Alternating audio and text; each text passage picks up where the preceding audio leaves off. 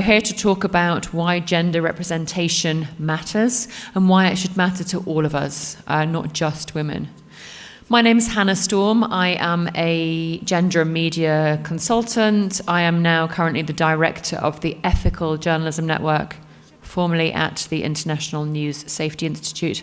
I've worked for about 20 years covering issues related to gender-based violence and unrepresented voices, and I'm delighted to be here this weekend at ARIJ. And I'm going to introduce our panelists now. To the far right, to my far left, we have Fatima Farag. She is the regional director of the One IFA project, Women in News. And shortly she's going to tell us a little bit about some of the work that she's doing here in the region. Next to her is Nadine Hoffman, the deputy director of the International Women's Media Foundation. And next to her, my dear colleague Aida Al-Kaisi, who works with me at the Ethical Journalism Network, but has a stellar biography, including things like being a media reform advisor. Not quite sure what that means, but it sounds very impressive. And she's just come back recently from Iraq, where she's been working as a consultant with Internews. And she's going to talk to us about a gendered analysis of the media landscape she's done there. So we know that gender representation is still wrought and fraught with challenges and issues, whether that be in the newsroom or whether that be in the news representation, the news that we see. So we're going to have a little bit of a discussion around that, and then hopefully we'll be able to have some time for some questions afterwards from the audience. Okay, Fatima, you're going to kick it off with a kind of sense of some of the work you're doing in this region. You've got a few slides to show us. Thank you very much, Hannah.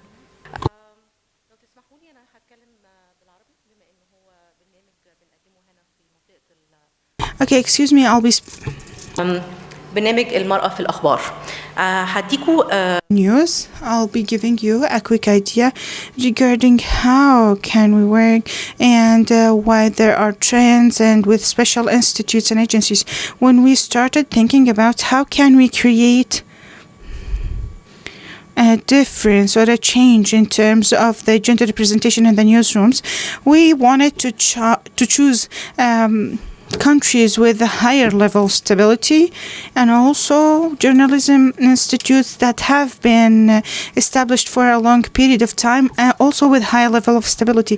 So this was really important in terms of the large level of journalists that are present in my country, and also there's a high percentage of and also checking the percentage of women representation there. So we work in Lebanon, Egypt, Jordan, and maybe we will expand within the coming 2 years to other countries without any conflict or occupation. So this is a part of our criteria.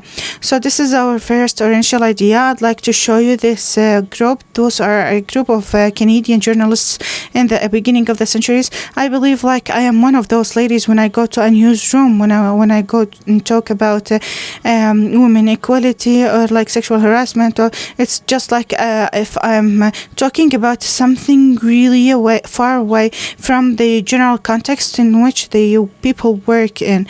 And this is really odd because we have been there for years where women representation in newsrooms is heavy, and also the women representation in the working market and labor market is there. So why not talking about her women's capabilities and rights? I'll be talking now about the reasons, but one of the main reasons is this. I have taken this picture randomly, or I have taken this picture from online because I didn't want anyone to be upset. So even if this room is full of ladies, then still the man still controls the decision. So this can be amongst the reasons that make us one of the most important things that we have lived throughout the first year is that we cannot say equality with the cultural specifications within newsroom, we can say the balance. And that was some type of the agreement that we had done in order for the people to approve the implementation of women project in the news. And it's not only because that there are men who run these newsrooms, but even women in such institutes, they are convinced somehow with such ideas. And a couple of weeks ago, I have started a training regarding the goal on equality, and all of the female journalists who were attending. I asked them, "Is there any equality?" They said, "Yes, of course."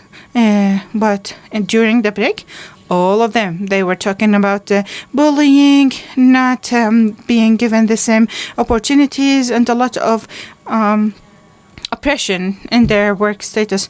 So we do have things related to awareness raising. So now I'll be giving you a quick brief. And it's one IFRA. It is one of the biggest NGOs that expresses the media business throughout the whole world and represent more than 180,000 publications of the varied countries. Sorry. So, Women in the News. It is a program broadcasted in Arab countries and in some African countries, and it is composed of two parts. So one part is related to the capacity of the women as professionals in their workplaces and how to enable them with professional expertise in order for them to be able to compete in their workplaces, especially in journalism related institutes. And the second part is related to how to have an equality agenda, or the balance agenda between men and women on the platforms like ARIJ or other regional platforms. I'll be presenting now some of the figures. Now the program has been going on for 3 years. We have a training program in the American University. More than 100 journalists or female journalists participated, and also there is another training program within the journalism institutes. And we do not only provide or present modules regarding the gender balance and how to handle the sexual harassment and how to handle with that in the newsrooms, but also other professional career-related things, and also in the editing rooms, because the newsrooms at the Arab level are divided into too many levels. It's not only about having a number of women represented, but also or attending, but also in how do they look into journalism institutes, and how do they look to women. Am I okay with time? Am I going over time? Can I have 1 more minute? Yeah, okay. So, I don't want to take a longer time. So, quickly, some of the main challenges are as follows. The serious financial crisis and also the political crisis, those limit the development of work environment for the journalists, not only for women but also for men. So the training, the gender-related training, because the training in general is for the newsrooms divided into this way. It is because the donors asked for them. It's not because the newsrooms requested them. And this takes me to the last point, is that this is an external agenda, a foreign agenda, because this concept may be like some kind of tricking, like handling cases like sexual harassment in workplace, but also the language related to this is gender. It's not ours, so there is a large part out of our control. So one of the entry points is that to make our own researches, our requests, our own language that deals with this challenge and find solutions for it. Men participation. This is my last point to reiterate. Okay, why? Why should men participate? Because I think that any positive change in favor of any of the human beings needs accumulated efforts, and for us in the Arab world, if we were distinguished in anything, we wanted to be presented in our gender-related programs. Sorry, thank you. An hour, but Yeah. time is short.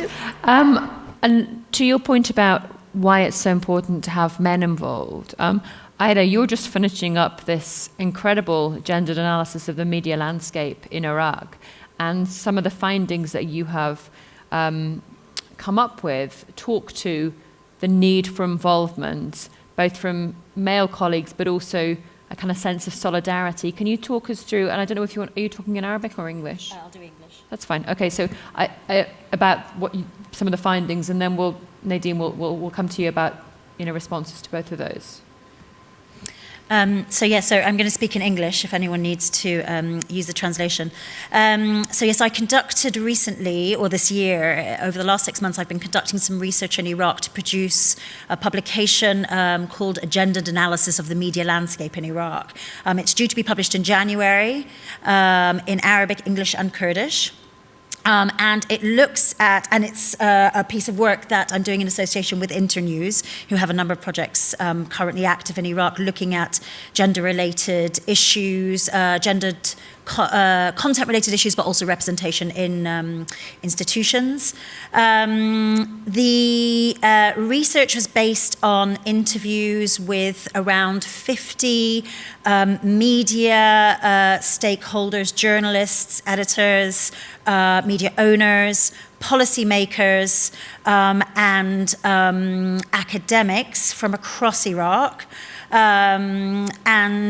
It also is complemented by a series of focus groups that were conducted in 8 cities across Iraq as well, that looked at audiences' attitudes towards women who are represented in the media. The key finding, I think, and what really came out more than anything else from the research, is that across the board, audiences and media and policy stakeholders alike, is that you cannot divorce any work that's being done on gender in the media in Iraq from the wider context of Iraq. And that actually, if anything is to be successful, you need to be looking at other institutions that are patriarchal, and the overall issues around traditional, or working in traditional societies, issues around shame and honor, careers in journalism, working away from home, women being represented on screen. All of these issues are impacting hugely on the way that women are represented both on screen and in newsrooms. This sort of wider context of Iraq, which sees a very politicized media landscape. The media in Iraq is funded in the main by political parties or politicians or businessmen who wish to be politicians. And as such, actually, a lot of the content that's produced, or most of the content that's produced, has very strong narratives that are very strongly allied to their funders. Recruitment processes, appointment of senior management, therefore is all linked to media ownership and the funding that channel receives. And that then plays out in gendered ways. Representation at very senior level tends to come on the basis of a strong affiliation to parties, which tend to be very male-dominated. And this plays down then at sort of lower levels. Another big finding that came out was, and we talked a bit about this earlier today, was that actually a lot of the issues around the way that women are seen or viewed in the Iraqi media stem from very traditional values of a woman's role in society. And actually, a lot of the backlash against women who work in media doesn't just come from men, it's coming from women as well. They're working in very uncollegiate environments. They're not receiving support from their female colleagues or female counterparts in other media organizations as well. And that was actually a very interesting finding, I think, actually. And that was across the board. So even women who were, in theory, working on gender-related issues or producing gender-related content still had comments to make about their contemporaries and counterparts who might also be in senior positions in other organizations. It was really interesting the way the sort of conflicts in the landscape in Iraq and in the media in Iraq are played out in very, very gendered ways, even amongst women in the newsrooms.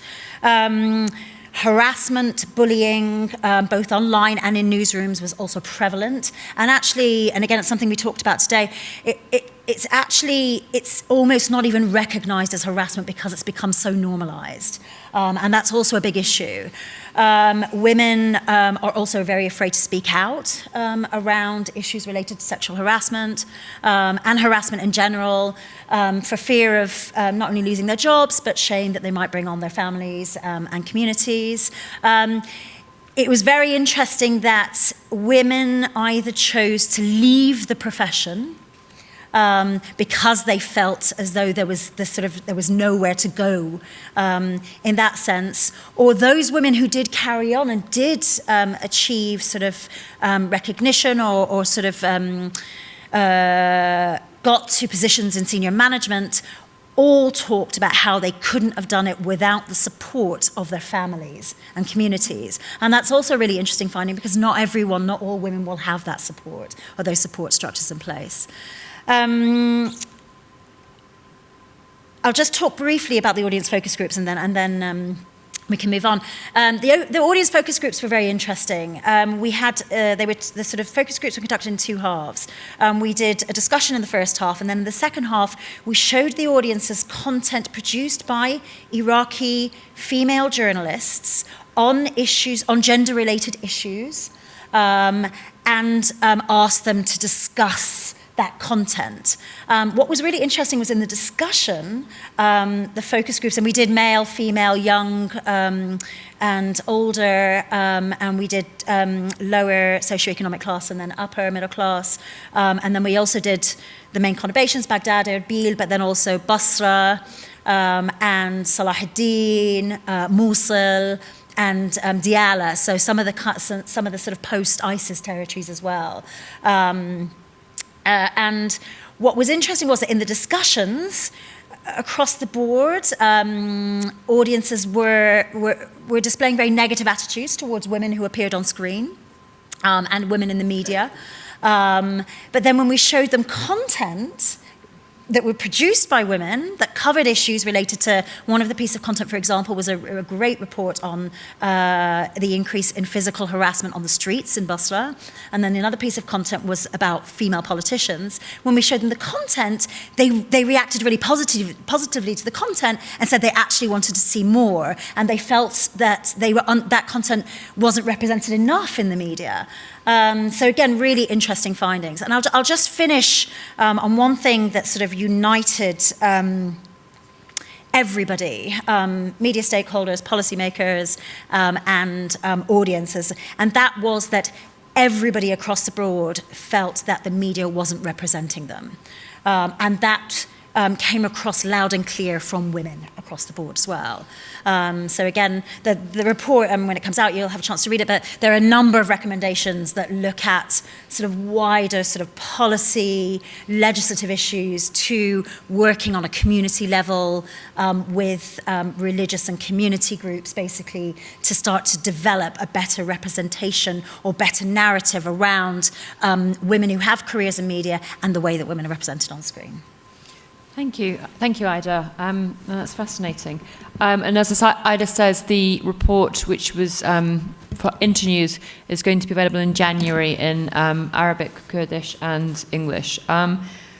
Just going to move to you, Nadine, but there are a couple of things that Ida mentioned there. One around the physical and online harassment, the harassment that women are dealing with online and offline. You've got a better sense of the global picture. She also referenced people leaving their jobs, which I know is something that hopefully you'll touch on. But I guess my question is also that when we're talking about gender representation in news, we're talking about the gender representation in the newsrooms and in the news output. So next year, there's something called the GMMP, which is the Global Media Monitoring Project. It's a project that comes out every 5 years, and it looks at the way the news is made the kind of stories that are told by the kind of people who tell them and the kind of people who are subjects in them. I'm very struck by that one point that you made around this sense that people were quite negative towards women on screen, and yet they wanted more women in news stories. So how do you bridge that gap? And then how, if you don't mind kind of touching on the other points that we heard from our colleagues there. Sure. Oh, well, you asked me a hard question.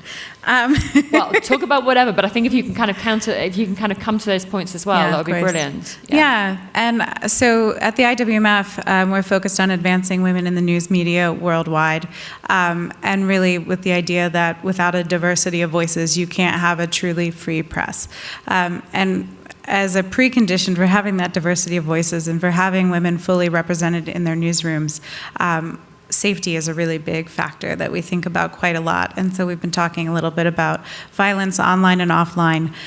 We've done some research on the study. We've done some research with INSEE on this topic in the past. And most recently, last year, we did a survey with Trollbusters, which is a US organization that's focused on online violence against women journalists. And we surveyed about 600 women, both freelancers and in newsrooms, to look at some of the issues that they were dealing with, the threats that they're facing online.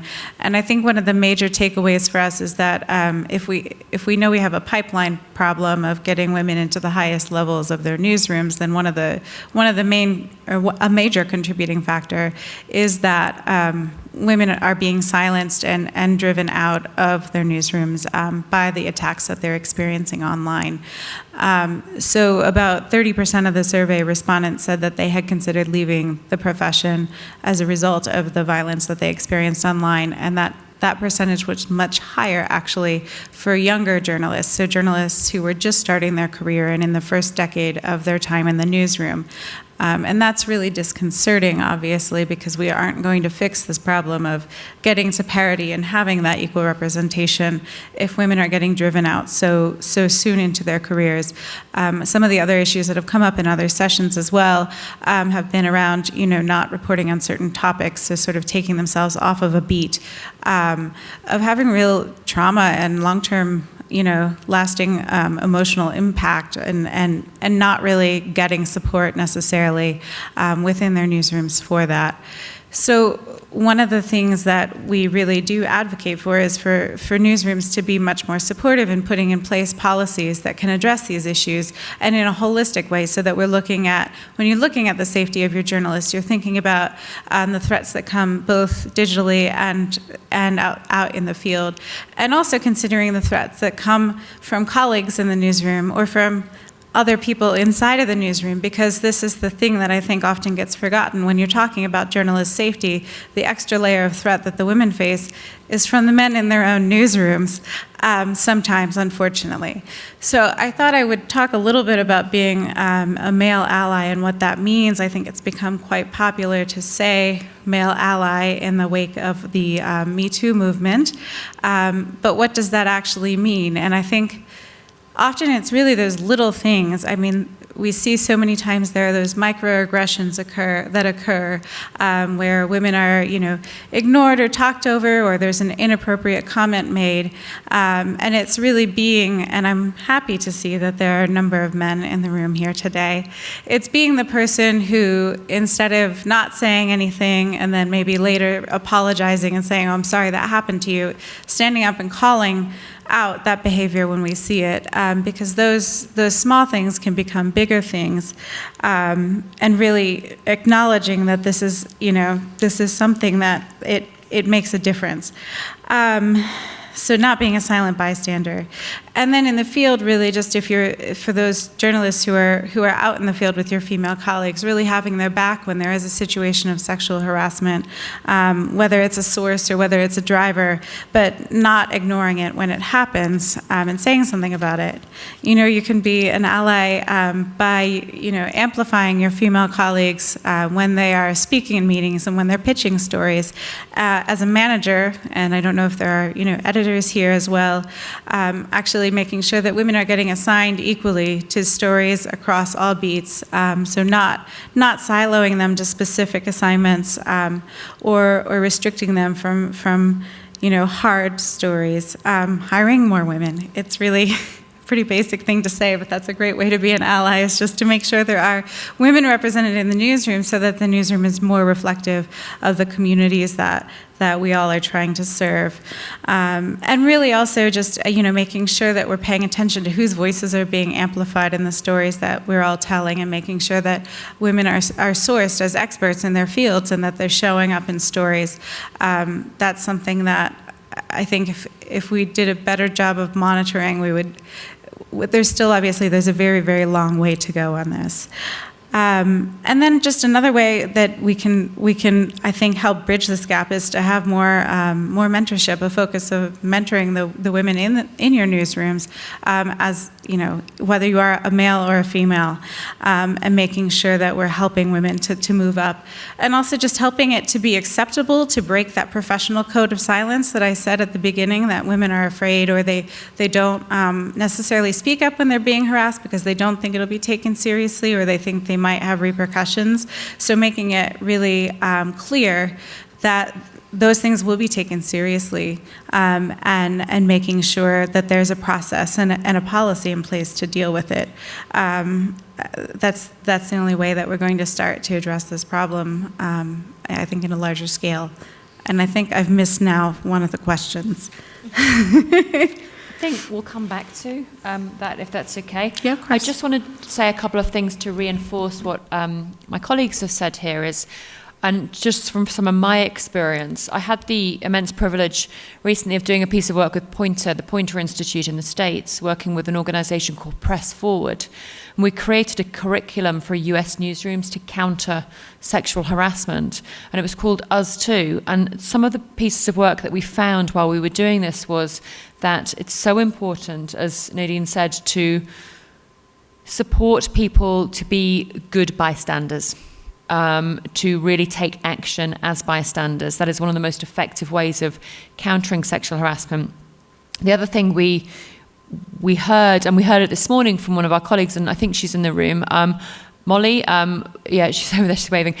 And Molly is very new to the industry, and I think that it was so fantastic to hear from you, hearing that it's those who are entering the industry now who are often most vulnerable, and they need support from people who are already established in the industry, because what we know from harassment and sexual harassment, or any kind of gendered harassment, is it's about an abuse of power. It's not about sex when it's sexual harassment. It's about people who are powerful taking advantage of people who are less powerful. It's very hard. Without wanting to go into my own background, I had a Me Too experience myself, and it took me 14 years to talk about it. So I'm a white, privileged woman from a middle-class background in the United Kingdom, and it still took me 14 years. And there was none of the honor and shame issues that you experience in this region. Yes, there was some shame, but so it's very difficult. And I think the other thing about the power narrative is that actually, if our media industry is at its top level, run by people who represent the kind of power that is often abused, that can also be very difficult for people to want to come forward as well. So thank you to all of you. I mean, Fatima, you've got something you want to... Yes, go ahead. And then we might take some questions. Go ahead. Okay, I just wanted, in 2018, we released how to manage sexual harassment in newsrooms manual, and we do a training module around it, and one of the main points was definition, because we were going around in vicious circles. No, that's harassment. No, it isn't. Yes, no, and this was a big part of the problem. So the manual was an attempt to say, this is a definition, now let's talk about it and agree on it, and then include it into HR policy within the organization, so as to break up that power structure that you're talking about by having policies within the organization that ensure that there's a clear definition and then a clear response to the various levels, again, of harassment when they do occur. So, that's really important. And the point about the definition, I mean, there is a UN definition on sexual harassment, but generally one of the most important things to understand is everybody has a right to exist and work within a safe space, okay? And if it makes you feel unwelcome, then that's a very important kind of aspect to remember. Do we have any questions in the audience? I'm hoping we've got some. I'd love to hear from colleagues. Don't all wave at once. There's a lady over there. Yes, yes, please. If you do want to wait for the microphone. If you want to identify yourself, you're very welcome to. Yeah, lady with the blue jacket.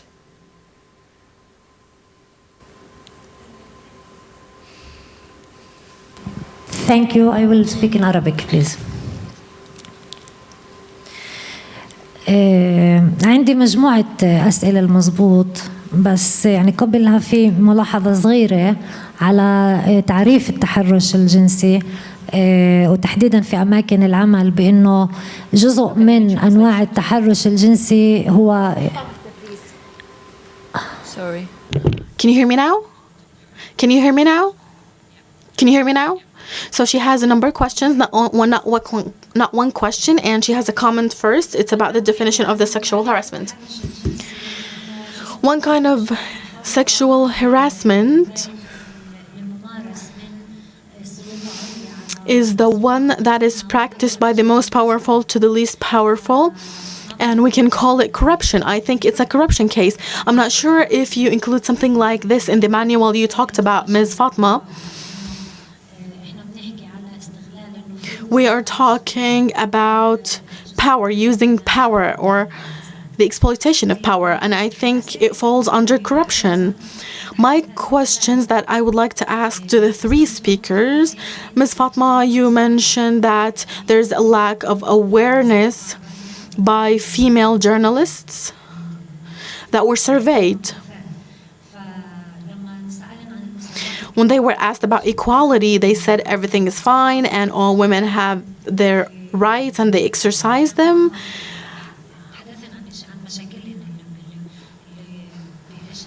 And they also talked about their problems. So I didn't understand how they are aware about the problems they go through, and they think they enjoy equality and they have their rights. I'm not sure what the question was to get the answer, such an answer that there is equality and no discrimination based on gender in the Arab world.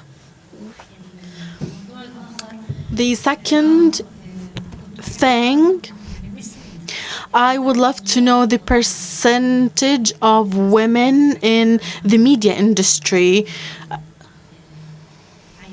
According to the study you mentioned, Ms. Aida, you said that harassment is prevailing big time, but women do not stand up and speak up. And we all know this is due to concerns, societal concerns. So how could you tell, or could they tell in Iraq, that the percentage of sexual harassment victims is high? My third question, when you talked about equality in the studies you talked about, what were the indicators that were used for equality? So for example, salary. Is there a gap between male and female journalists?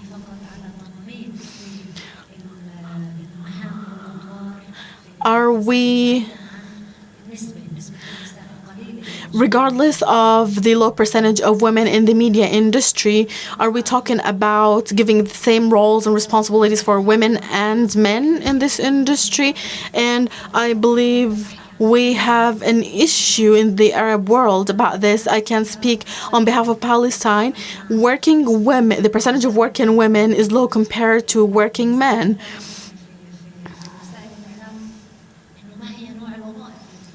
And what kind of jobs and roles women have in the media industry? We know that there is few women in decision-making positions. Are we only talking about newsrooms only, or other leadership positions as well in the media industry? That's Okay. is that, and can we ask Nadine to take that question? So you have a question for everybody. Is that okay? Okay. Thank you. Thank you. So if you want to each respond to one aspect of that question, and then we'll take some other responses. Okay. Fatima, I think you were. مسألة توصيف التحرش على إنه فساد، هو طبعا بيتم التأكيد على إنه هو استغلال السلطة والنفوذ. As corruption, I understand that it's about abusing power. And we talked about in the manual in finding mechanisms to find more safe and secure workplaces for men and women.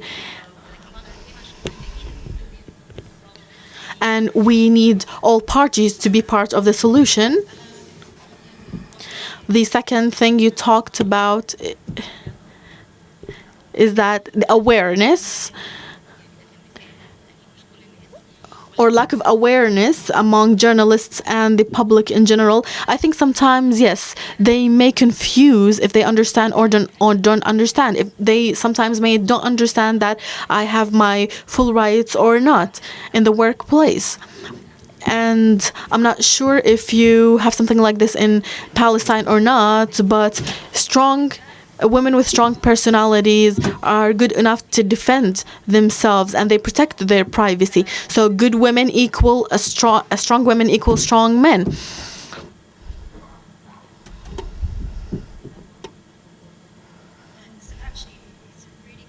Because in the question around how do we know whether or not there is harassment if people aren't speaking about harassment, there's a solution in there somewhere, because the way that we know about harassment is because people told me in interviews, and I interviewed a number of female journalists from across the media, so they told me in confidence, knowing they wouldn't be named.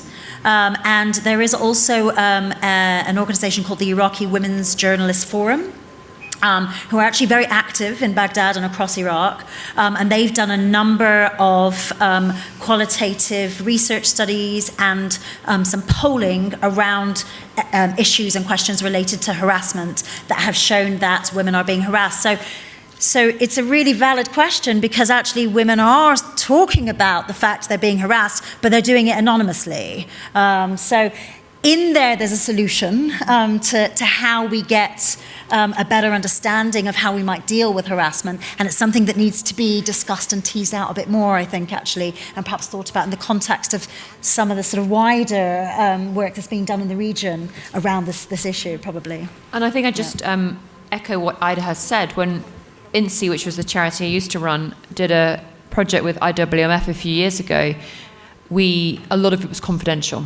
So we heard from people about the experiences they've been through, because they knew that we weren't going to share their names. And we knew, but still they felt this kind of degree of not being able to talk within the newsrooms because they weren't safe. Now, just two things. There's been a huge amount of work in the last 5-6 years around this changing nature of what a lot of us are calling the front line of safety for female journalists. About 8 years ago, I wrote a book, or co-authored a book called No Woman's Land, on the front lines with female journalists, and it was about the physical and the kind of embryonic online issues even back then. IWF has done a lot of work. There's a new global online harassment project that's being carried out by UNESCO, and there's a lady in the front row, Julie Passetti, who's going to wave at you all, Dr. Julie Passetti, who's kind of spearheading this wonderful project. So there's a lot of people working on this really important issues, and I think one of the really key things that we've heard time and time again, Ida, and just to kind of move on to this, is this sense of needing collaboration and solidarity. We can't fix this together. We certainly cannot fix this by being divided. So often with Me Too and issues around harassment, the division that is created stultifies us. It kind of makes us stop in our tracks and we can't advance forward. So whether that be division between gender or division between generations, it's really unhelpful. So, the fact that we're all in this together, because actually ultimately this means a better democracy, a better free press. Can you talk to us a little bit about some of the findings around solidarity and community support? And sorry, I've completely ignored you. I'm so sorry. It's okay. And then we'll go to Ida. I'll just quickly comment on the question that you asked about research that's been done. So I think the last global study that was done was by us. It has been some time now. So in 2011, we published a global report on the status of women in news media. And this was major research undertaking that involved researchers doing in-person interviews in over 500 newsrooms in 60 countries around the world. And we did look at a number of factors. Those factors included things like salary. They included policies and whether there were policies in place around gender. It looked at roles, the type of employment that women had in those newsrooms. So it was quite comprehensive. And I would encourage you, if you're interested, to look up that report, although, again, it is now 8 years old and many, many things have changed. I would hazard to say that I don't think that the numbers have moved very far in that time and in an encouraging direction towards parity. I mean, we found that there is basically not parity almost anywhere in the world except in a few places, for example, in Scandinavia or in Eastern Europe. And in Eastern Europe, it seemed to be because journalism was a not very well-regarded profession that there were more women in it and had more opportunities to move up. So it wasn't necessarily for the right reasons. But I definitely encourage you, it's on our website, the full report. We had trouble getting salary data. You asked about that specifically. And I would say across the board where we could get it, there were pay disparities. In the US, we had trouble getting any newsrooms to hand over any salary data to us because they just, I don't think, want people to know that the problem is there. But we do know that's a problem. But if you do look at the BBC, some of the stories around what's happened to the BBC recently, there is at least 2 high-profile stories. One, a woman called Carrie Gracie, and one, a wonderful woman who I used to work with called Samira Ahmed, and they have both embarked on incredible personal and professional fights to try to prove that the BBC was paying them unfairly. So it certainly strikes me as anecdotally, at least amongst people when we sit and talk amongst our female colleagues, that there is still a significant pay disparity. Ida, can you talk about the Iraq solidarity kind of community, that experience we were talking about before? So in terms of the networks and the lack of networks, actually, I should say, in Iraq. So it really struck me that when I was talking to Iraqi journalists, that there were very few networks of support for women in the profession. And as I mentioned earlier, it really is a very uncollegiate environment. There's very little support for women from their female colleagues. But also, one of the things that also struck me was that there's a need to develop some kind of networking mechanism whereby women can engage with their peers, share experiences, but also feel like they're not alone in some of the things that they're experiencing. But also, one of the things that we were talking about is the fact that because Iraq is a society where women working in the media or careers in the media are often narrated in a way that is informed by very traditional values, as in, you shouldn't work in the media, you'll be traveling at night, away from home, interviewing people you shouldn't be interviewing, putting yourself in danger, reporting on topics that you shouldn't be reporting on, etc., is that actually those types of networks need to also include representatives from at a community level.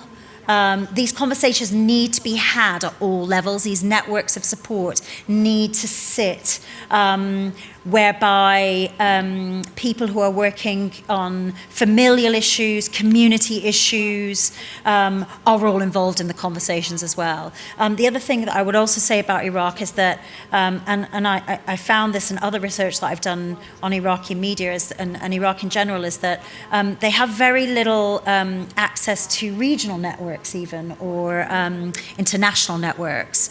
And it's as a result of years of conflict, of isolation, etc. And I think Iraqis need to be aware that they can engage at a regional and international level on some of these issues and receive support. And I think that's something also that comes across really strongly as a kind of a way to move things forward in that landscape. Did you have a comment, Fatima?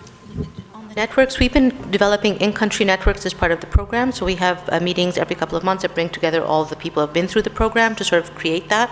And one of the things that we found is that competitiveness within a certain market also makes it challenges sort of the networking potential. And everyone comes up with, why can't we do this cross-border? And I think that this is the regional level here maybe is key to breaking that deadlock. Thank you. And I think we had a discussion for a couple of hours this morning about trying to come up with some practical measures to support this conversation. And again, we heard about this fact that there's often a competitiveness between women in the industry as well, and that's something that often, unfortunately, we can't get away from, because there's a sense of, well, this is what I had to deal with when I was a young person in my career, so you may as well have to deal with this too. And it doesn't have to be like that. Zahara, you have a question, and then there's a lady there as well. So can we have a mic over to? Oh, there's 3 questions. This is fantastic. Thanks. Thank you. It's actually to Fatma, because you touched on a very important subject, which is the foreign agenda and the language challenge in media development projects in the region. Can you elaborate more on that? Because I think that's something that we should all be thinking of, especially now that we have lots of NGOs that have been blacklisted, at least in Iraq and in Lebanon during the protests, because of this connection with the foreign agenda aspect. What can I say? I mean, many aspects that relate to gender equality are highly contentious, and I think the attaching it to the foreign agenda is just such an easy way to sort of push it away and not have to deal with it.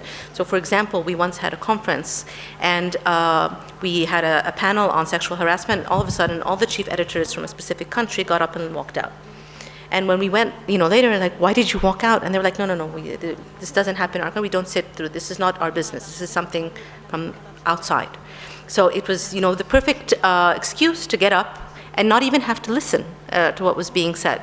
So, and it's the nature of the region at this point where you have this. And so here I think owning, and this relates also to the funding and how the funding sometimes works around these programs, is that they originate in the West by their very nature. And so that means that a lot of the narrative and the experts and the benchmark that we're looking at is that terms of reference, because that's where the money is coming from as well. And sometimes that doesn't, there's not enough that is allocated to generating content and narratives that are local in our region. And I'm not talking about localizing, Arabizing, adapting. I'm talking about actually generating it from the grassroots up. Because there are topics that are brought up in closed sessions. When you come and you talk to, when you talk about it in a different setting, in a Western setting, because the narrative has moved beyond these points, they are politically incorrect.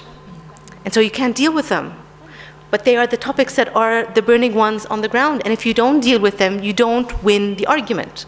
So I think sometimes the need to sort of shift that dynamic and really emphasize that narrative from even when it has areas that you don't agree with, but giving that space to flushing them out is something that we need to think about. And there's a couple more questions. There's a lady at the back there, and then Lujane as well has a question. So.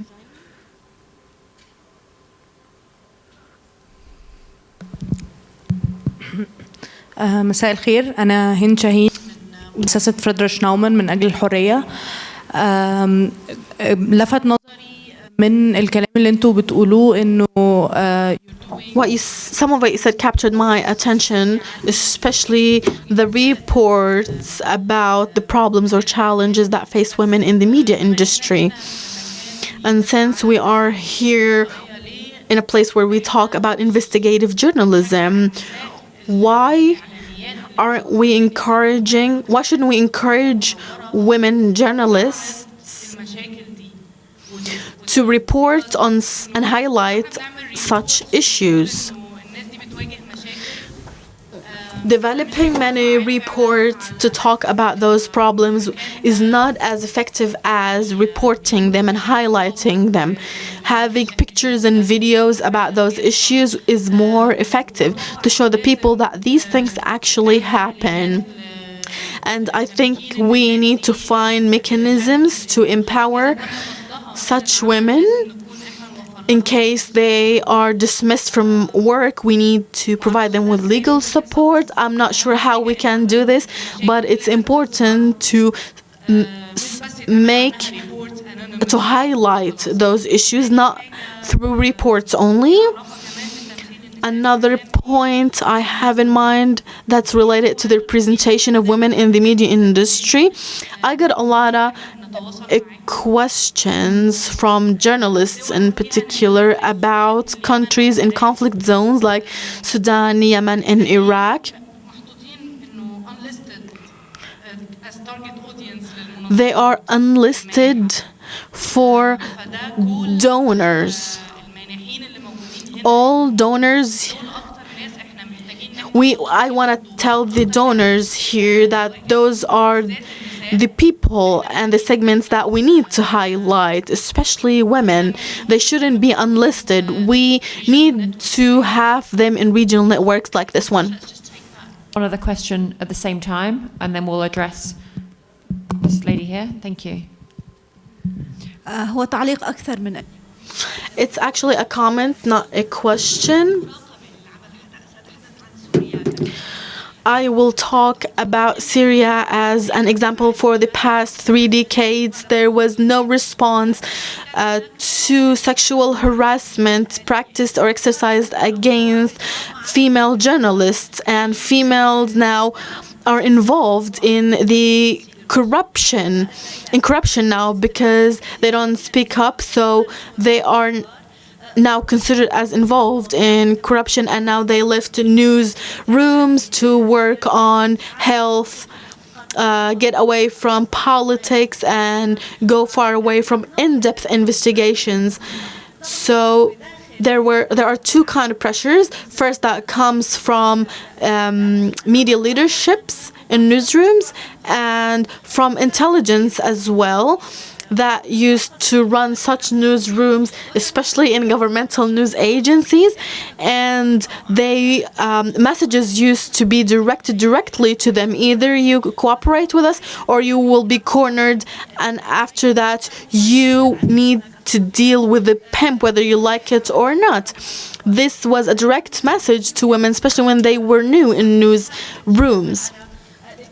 In addition to other parties that practice sexual harassment against Syrian journalists. Okay. Would you like to pick up on the kind of unlisted country funder donor question and maybe some other stuff? Yeah, because I mean, I absolutely agree with her, obviously. The best way to cover these issues, the best thing to do with this work is to produce investigative reports to expose some of the issues that we're talking about. And I don't want to do an advertisement for Internews, but actually they do have some funds to produce investigative work in Iraq for Iraqi journalists. So if there are any Iraqi journalists here, I suggest that they've put out some calls for submissions. And in fact, Asad al-Zalzali, who's one of the Iraqi journalists who's part of ARIJ and who won the ARIJ award 2 years ago, he did produce a documentary on harassment in Iraqi newsrooms, which was released about 3 months ago as well, based on a grant that he received from Internews. So you're right, there's not enough money, but it's keep an eye on the calls. Yani there's bits coming out very specifically in countries, so keep an eye out on the calls. And IWMF has various projects, doesn't it, as well? No. My microphone. Yeah, so we also do grant making, and we do support reporting projects, and those are open to female journalists around the world. And there's not really any sort of topical parameters, but I do think that we would prioritize the kind of investigations that you're talking about. So please look at our website for those opportunities.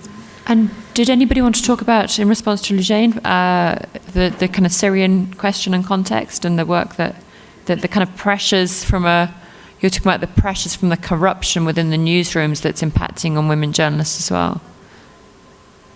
Fatima, are you able to say anything from the kind of regional perspective, or? Those pressures exist, obviously, and I think in countries, obviously, where there's war and civil strife, they are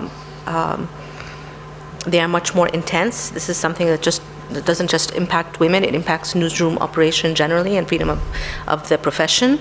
But I'll take it back to to other contexts which are not as contentious, back to Jordan, back to Egypt, back to Lebanon, where we are working, and you'll find that women shy away from certain topics, not because they're not being allowed to do them, but because they've been conditioned to believe that this is the correct thing for them to do. And these are the better jobs for them to do. So you have both things. You have a news organization which is not supporting that, but also you have issues that relate to awareness and how people think of their roles in society, and there are multiple roles in society as well that condition what it is that they do professionally. So just to take it into a different context. About the investigative stories, I think that's the localizing of the story. Part of it, at least, is sort of taking that on and deciding to make that a priority for news agendas. And I think that would be fantastic. I'm going to ask each of you for your kind of final thoughts and comments in terms of wrapping up, because I know Nadine has to run off to another panel on online harassment, right? So if anybody's interested in building resilience to online harassment, so there's a number of great conversations going on around online harassment. So it's basically wrapping up, I think, what Ella has heard over the last few days in terms of some of the challenges people are facing. So Ella's waving over there as well. So just if I could ask you both very briefly for your kind of final thoughts, and if there's specific other questions you have. We're aware that sometimes people don't feel safe or able to come forward and talk about some stuff in these environments. So we're all around. If people want to reach out and talk to us, then that's fine as well. So Ida, can I come to you first?